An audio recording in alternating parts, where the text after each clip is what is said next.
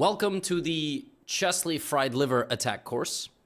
This is a fantastic opening, especially for beginners, because it happens all the time, and your opponents do not study openings yet, and even if they do, you're going to get fantastic positions, oftentimes just simply winning in the first 10 to 15 moves. But this opening is also great for people who want to play it into the intermediate and advanced level, as the theory there is very sharp and complicated, and I will be including it in this course. But I will make a very clear distinction for the fact that you will not need to learn it probably below the level of, like, let's say, 2000. So this opening is wonderful. It's a very tricky opening. It's one of the most occurring openings in chess, frequently occurring openings, I should say. And the very first tournament game I won when I was about 7 was in the Fried Liver. Now, this course should be studied along with the Italian course.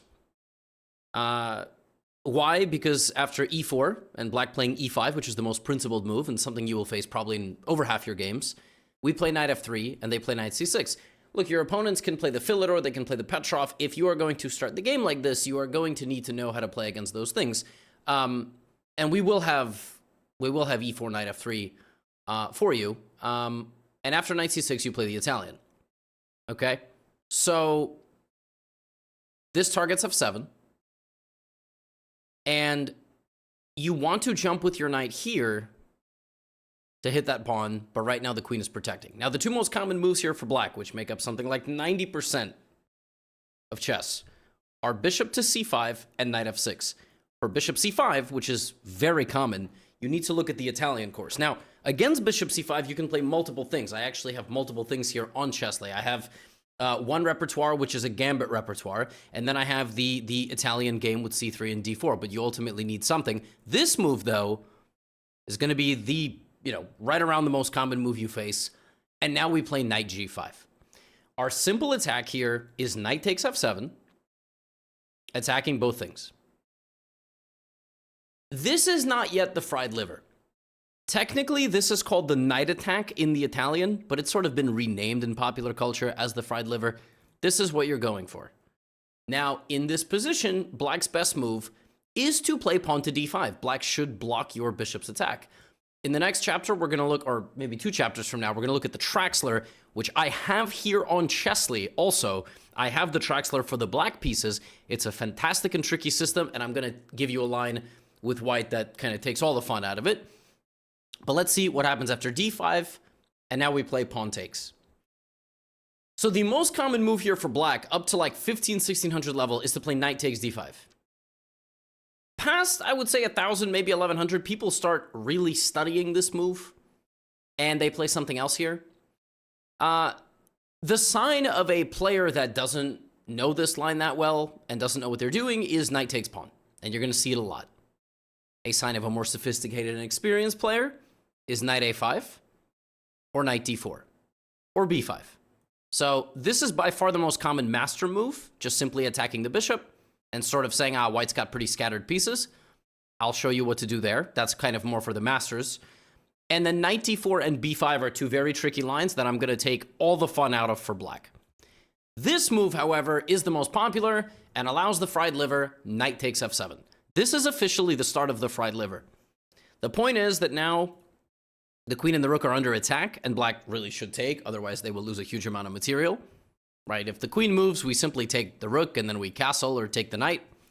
Now we play queen f3 check, and we are very, very close to winning. Now, the way my first game ever in competition went was king g8.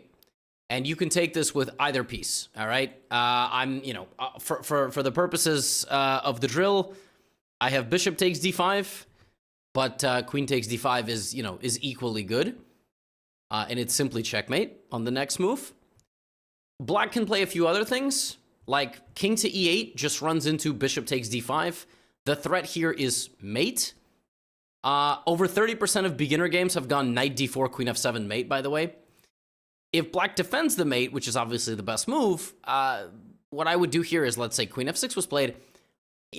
For example, you can just castle. Or you can play pawn to c3, which doesn't allow the knight to come closer. Or you can damage the pawn structure by taking the knight, develop your knight, put your pawn up, develop your bishop, and you just simply have a very clean pawn up advantage, and black can't castle. But obviously the game goes on, especially if you're a beginner. Anything can happen. If queen f6, we again take with the bishop with check. And here's another line where, you can, look, if you want, you can kind of trade everything off here, or trade, and then, put the knight out. But you can grab a second pawn. Don't be afraid to be greedy. The rook is now under attack. And then here, I would just finish up my development with knight c3, d3, and castle. And you are up 2 pawns. You can play knight to e4, trade some more pieces, defend your king with bishop e3, and your position's great.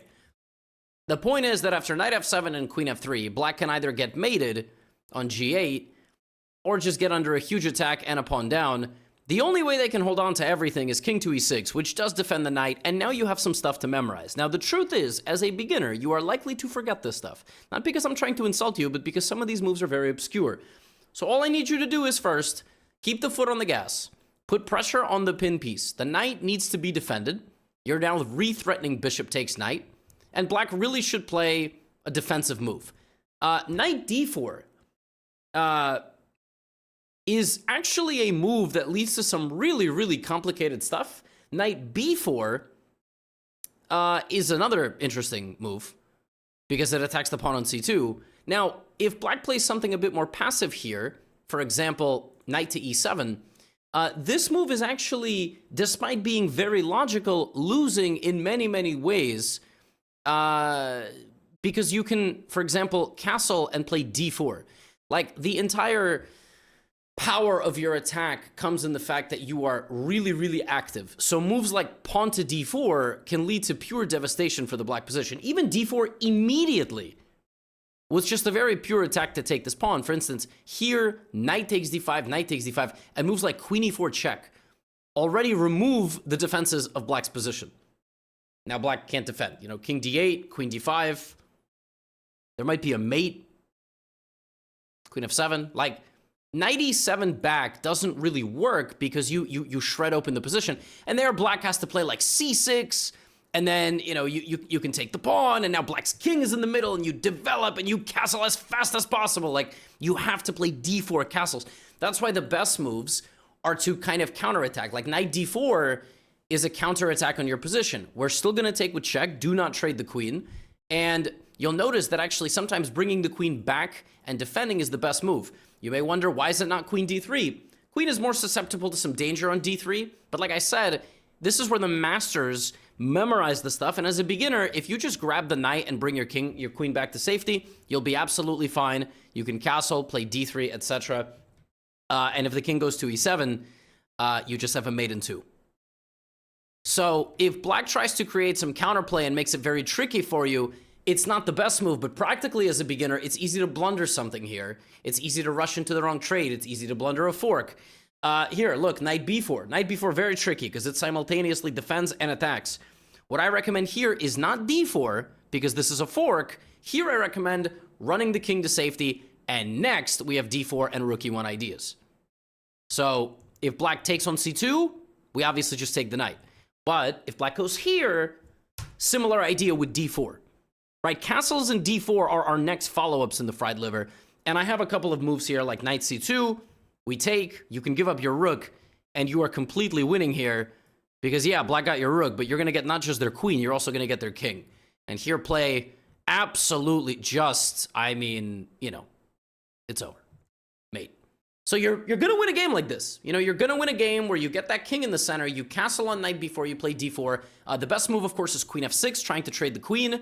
And here I recommend dropping back. Now you have your 11 moves into this line. If you can remember all of this, that's very impressive. Bishop d6, now f4, adding another pawn to the attack. And if black gets past everything, they get to this position. They do survive, but c3 is the threat. Rook d1 is the threat. The king is under massive danger. This is a double attack whenever you want it with the king, with the knight and the queen on the king. And if you can make 14 moves work and your opponent memorizes 14 moves, means you're quite strong. The truth is, as a beginner playing the fried liver, opponents are going to lose way before this. You're going to get here, like I said, they're going to drop back. You're going to play d4, take, knight d5 with queen e4 and bishop g5 and long castle, and you're going to win games within 10 moves. But better players are going to play knight b4 and try to play c6 and create counterplay. And for those, you need to be a little bit more prepared. You need to memorize your lines. But knight d5, knight f7 is lethal. If you literally just watch this video, I guarantee you'll win a game just like this, especially if you're under 1500. But beyond that, people are studying this stuff. They're not going to fall into it. You're going to have to know how to put some more pressure.